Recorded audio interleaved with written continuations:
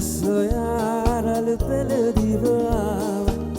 berele de kisida di amba